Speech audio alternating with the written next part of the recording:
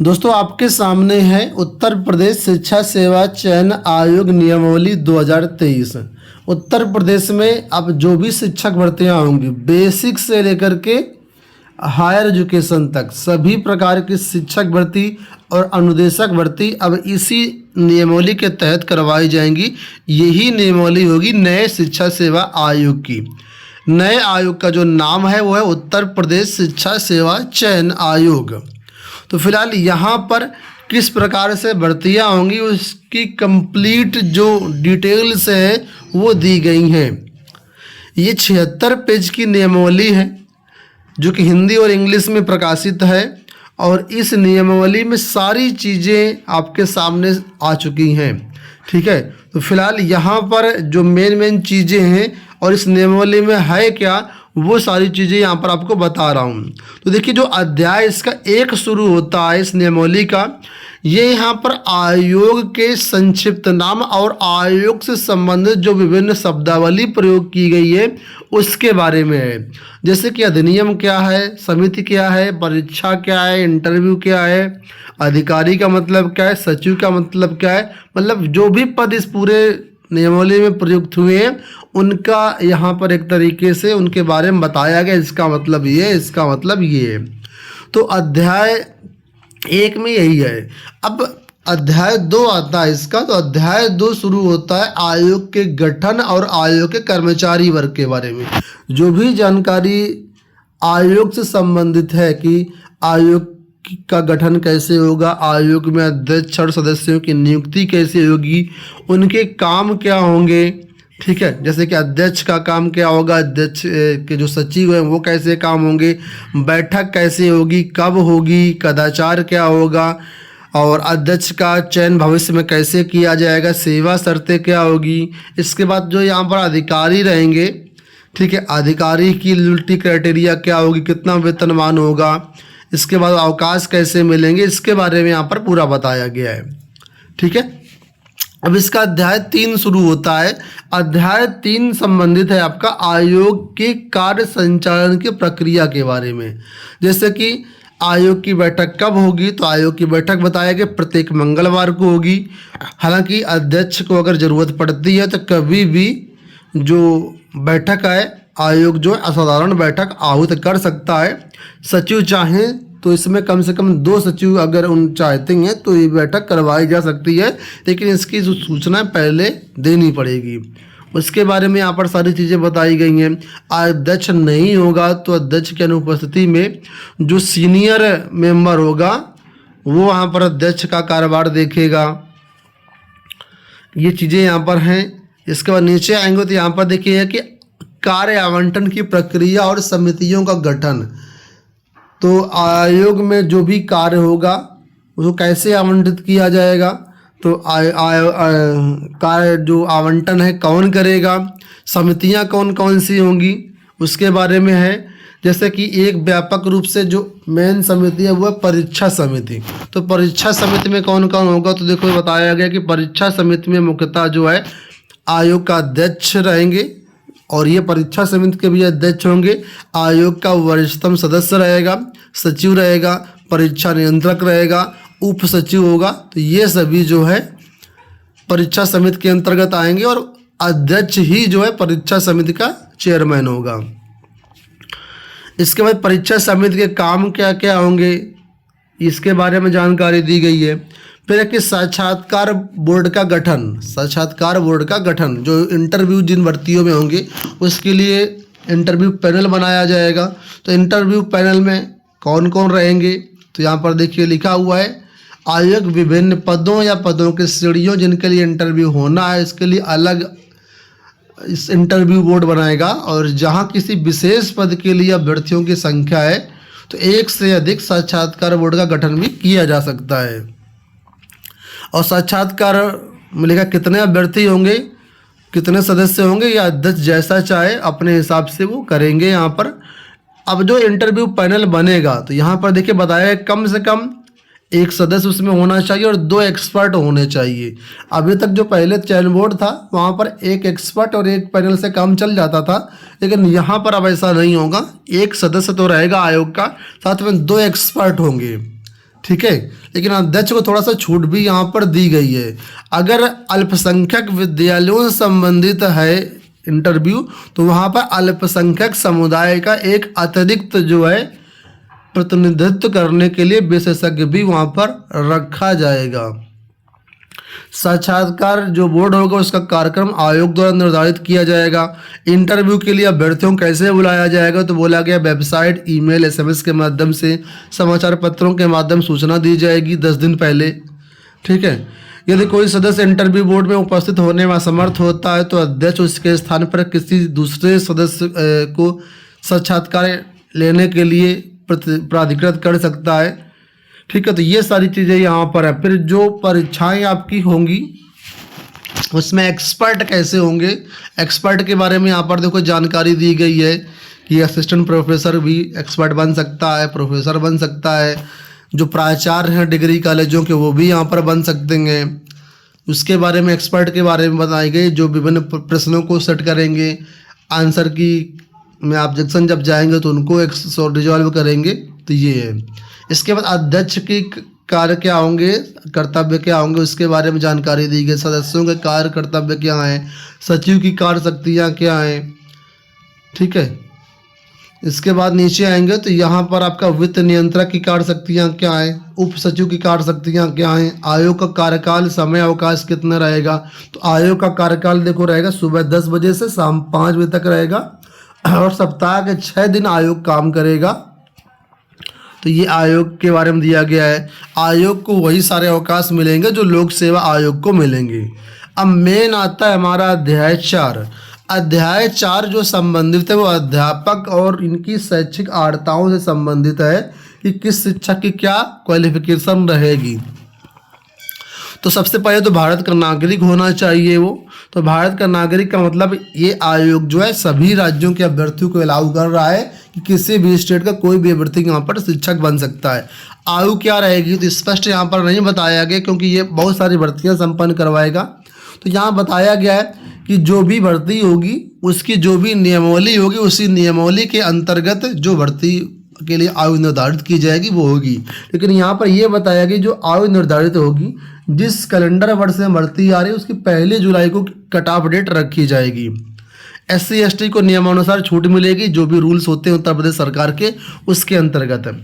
फिर देखिए शैक्षिक योग्यताओं के बारे में बताया गया है कि शैक्षिक योग्यता क्या रहेगी। यहाँ पर तो बोला गया है किसी पद पर चयन के लिए अभ्यर्थियों की अर्हताएं तत्समय प्रवृत्त सुसंगत अधिनियमों, सेवा नियमावलियों, विश्वविद्यालय परिनियमावली के अनुसार होंगी।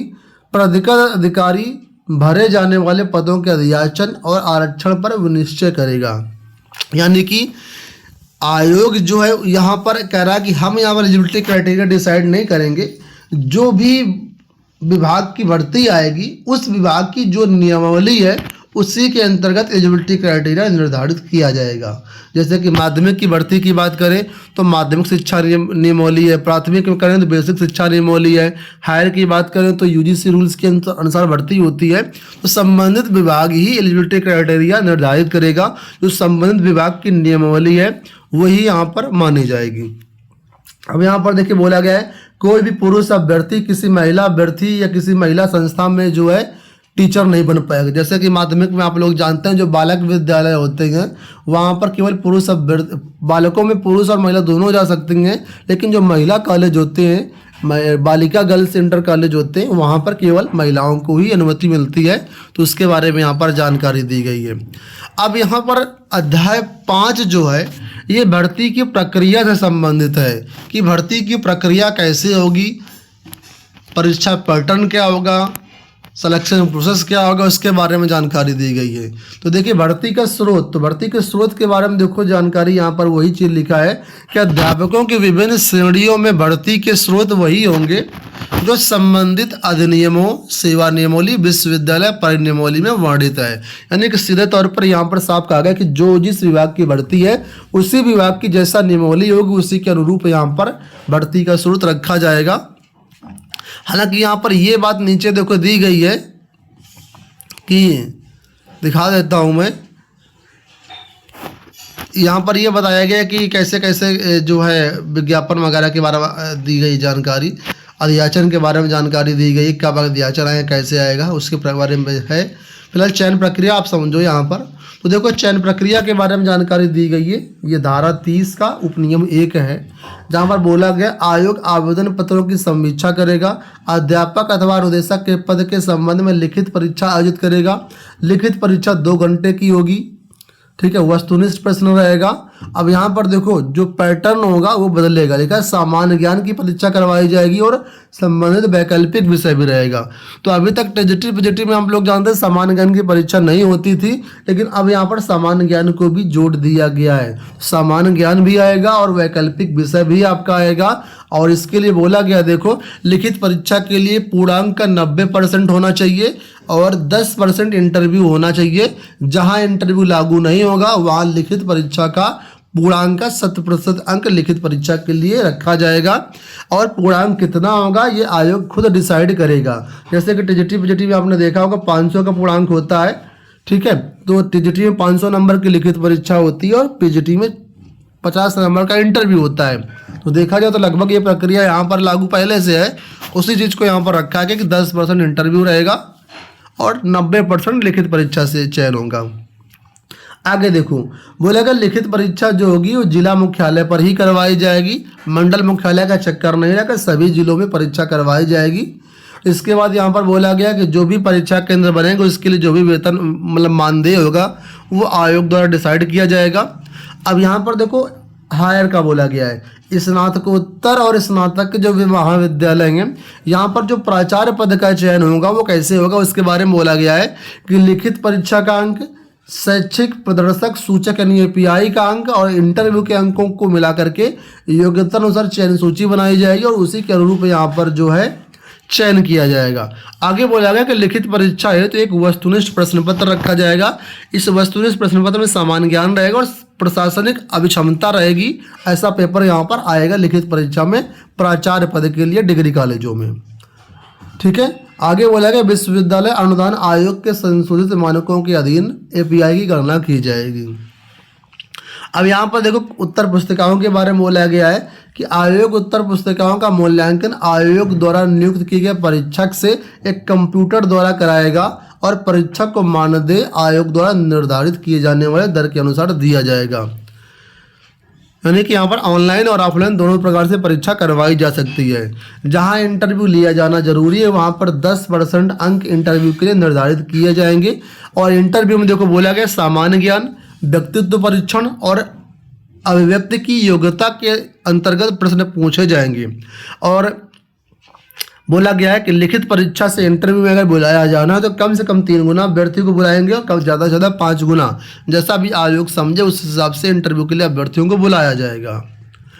अब यहाँ देखो बोला कि इंटरव्यू मार्क्स कैसे दिए जाएंगे। तो इंटरव्यू बोर्ड में विषय विशेषज्ञों के सलाह के आधार पर साक्षात्कार बोर्ड के अध्यक्ष द्वारा दिया जाएगा। यानी बोर्ड का जो भी अध्यक्ष होगा वही इंटरव्यू के मार्क्स देगा, लेकिन एक्सपर्ट पैनल की राय जरूर ली जाएगी। आगे बोला गया चयन की निष्पक्षता रखने के लिए जो मार्क्स हैं पहले डिस्प्ले नहीं किए जाएंगे जब तक फाइनल रिजल्ट जारी नहीं हो जाता है। अब यहाँ पर बोला गया कि अगर किसी अभ्यर्थी के मार्क्स समान हो जाते हैं तो उसका चयन कैसे किया जाएगा, इसके बारे में कई सारे रूल्स हैं। फिर यहाँ पर देखो रिजल्ट कैसे जारी किया जाएगा उसके बारे में जानकारी दी गई है कि मेरिट को तैयार करते हुए एक पैनल बनेगा। पैनल जो है संबंधित संस्थाओं को भेजे जाएंगे, वहाँ पर उनकी नियुक्ति होगी। अगर कोई अभ्यर्थी ज्वाइन नहीं करता है तो इसके लिए क्या रूल्स हैं, ये सारी चीज़ें यहाँ पर देखो मेंशन की गई हैं, ठीक है। इसके बाद यहाँ पर नीचे आएंगे तो आपका आ जाता है अध्याय 6 लिखित परीक्षा, इंटरव्यू और अन्य प्रकीर्ण कार्य के बारे में जानकारी कि लिखित परीक्षा और इंटरव्यू जो होगा उसमें कितने मार्क्स कैसे रहेंगे। तो ये बोला गया है कि इंटरव्यू जो होगा उसमें कम से कम 40% अंक देना अनिवार्य होगा और अधिकतम 90% अंक दिए जा सकते हैं इंटरव्यू में किसी छात्र को, ठीक है। अब लिखित परीक्षा में सफल अभ्यर्थी जो होंगे वो इंटरव्यू में जाएंगे, इंटरव्यू बोर्ड में जाएंगे। तो इंटरव्यू जब करवाया जाएगा तो एक दिन में कितने अभ्यर्थियों का इंटरव्यू होगा ये आयोग खुद डिसाइड करेगा।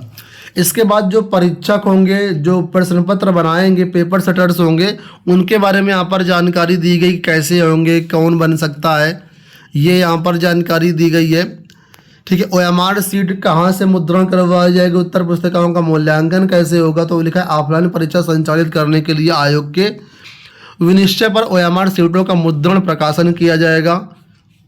ये सारी चीज़ें यहाँ पर एजेंसियाँ जो हैं बाहर की रहेंगी, यूपी की एजेंसी कोई भी यहाँ पर नहीं रहेगी। ठीक है। इसके बाद फीस कितनी रहेगी फॉर्म भरने के लिए और कैसे कैसे फीस दे सकते हैं, तो बोला गया प्रत्येक अभ्यर्थी को जो है जैसा आयोग चाहे उस हिसाब से फीस पेमेंट करना होगा परीक्षा के लिए। इसमें ऑनलाइन का भी विकल्प रहेगा, ऑफलाइन का विकल्प रहेगा। ऑफलाइन में पोस्टल ऑर्डर, बैंक ड्राफ्ट, रेखांकित, मतलब ये 2 चीज़ें मानी होंगी, और ऑनलाइन तो रहेगा। परीक्षा संचालन के लिए यहाँ बोला गया है कि गोपनीयता रखी जाएगी। तो ये चीज़ें यहाँ पर इस नियमावली में रखी गई हैं। कुल मिलाकर के 36 पेज की ये नियमावली है। बाकी नीचे देखेंगे तो यहाँ पर फिर वही नियमावली इंग्लिश में आ गई है। पूरा यहाँ पर इंग्लिश वर्जन दिया गया, तो हिंदी और इंग्लिश 2 वर्जन दोनों कुल मिलाकर के यहाँ पर दिए गए। बाकी नियमावली आपकी जो है 36 पेज की है, उसको डबल करके 76 पेज कर दिया गया है हिंदी इंग्लिश में। तो आप जैसा समझना चाहें वैसा समझ सकते हैं। यह नियमावली आपको हमारी वेबसाइट governmentjobcenter.com पर मिल जाएगी, वहाँ से डाउनलोड कर सकते हैं।